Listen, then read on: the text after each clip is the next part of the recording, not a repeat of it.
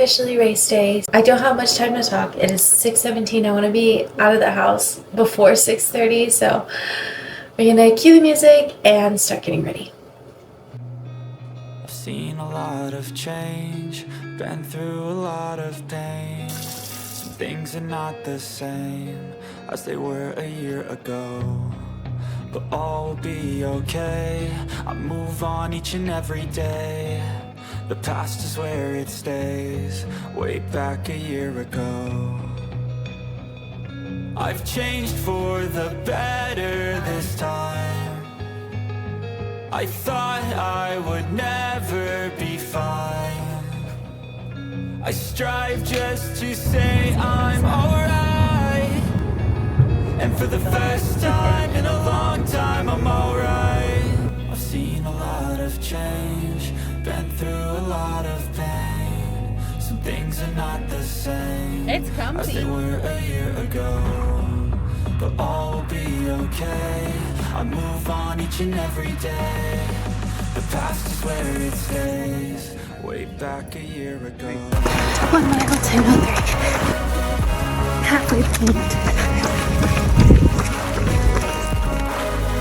4 miles, 12:06.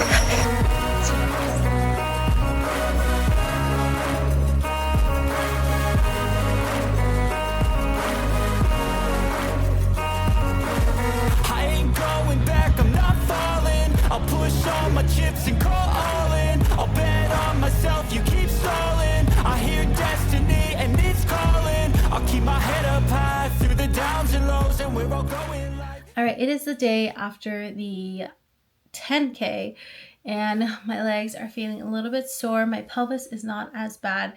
I don't know if I mentioned this, but I sprayed my tailbone with like this icy hot to help me get through the run. And it actually, I didn't really feel much pain in my tailbone during my run. I took off 13 minutes off of my last 10K. So I ran a 10K, I think in 1 hour and 23 minutes, I want to say 24, 25, 1 hour and 25 minutes last year, or was it in 2023? It might have been 2023 or last year. But I took off, I think, 11 to 13 minutes off of my 10K, which is amazing. My next 10K goal is to be underneath an hour. I'm going to go ahead and let you guys know all the goals that I have when it comes to running. I would love to run a marathon in under 4 hours, a half marathon in under 2 hours, a 10K in under 1 hour, and then a 5K in under 30 minutes. So those are currently my running goals. Some advice that I would give for anybody who is running a 10K. Number one is whenever you are getting your running shoes, shop at a shoe store that will measure your feet. And for me, that would be Fleet Feet. This Fleet Feet also sponsored the run that I did. I would definitely start off with that. So many people will tell you, these shoes are amazing, these shoes, but everybody's feet's so different. So find a shoe store that will cater to your feet's specific needs. So that's my number one advice. Number two, get enough training in. Make sure you are focusing on your training schedule. I sucked at it this time. The highest I went, I think, was 4 miles. And we kind of started late because of my lack of discipline. And yeah, motivation can only get you so far. It's the discipline and staying consistent on your running routine that will help you out. I did manage to do my 10K, but I honestly wish I had done more training.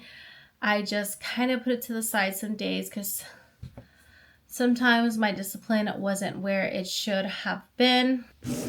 Another advice that I would have, whatever clothes that you're going to wear to the race day shouldn't be new. It should be something that you've already ran before, because you would not want to try something that's not comfy. Because I have some leggings that will like constantly roll down. They're so annoying to be lifting up while you're running.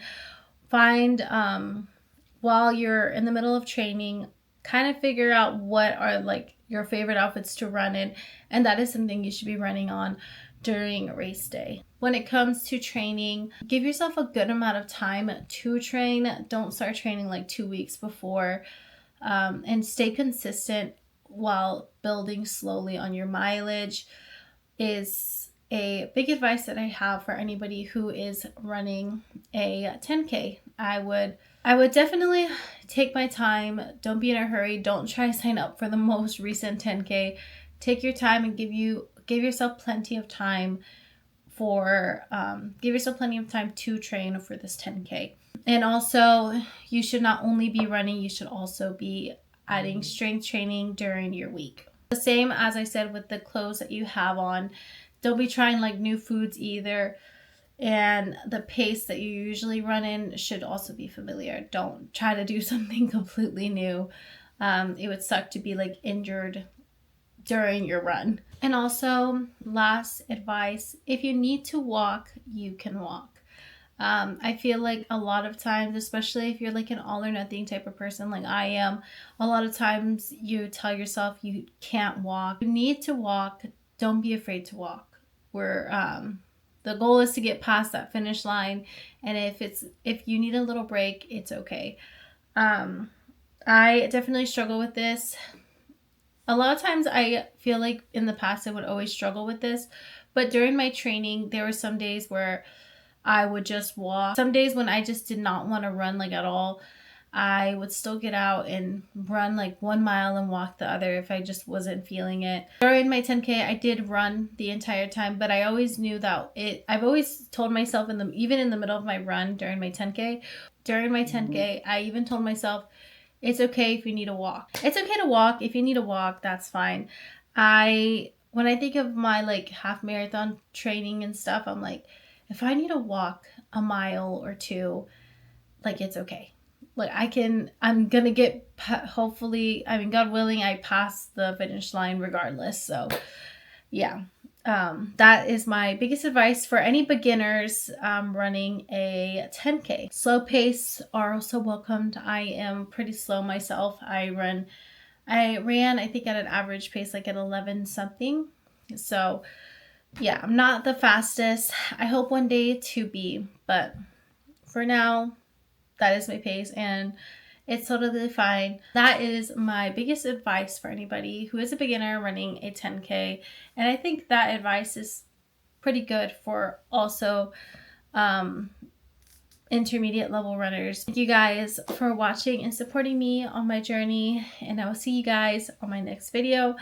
I think the next goal I have will be running a 5K in under 30 minutes. So another journey in itself, but is all part of also my marathon training.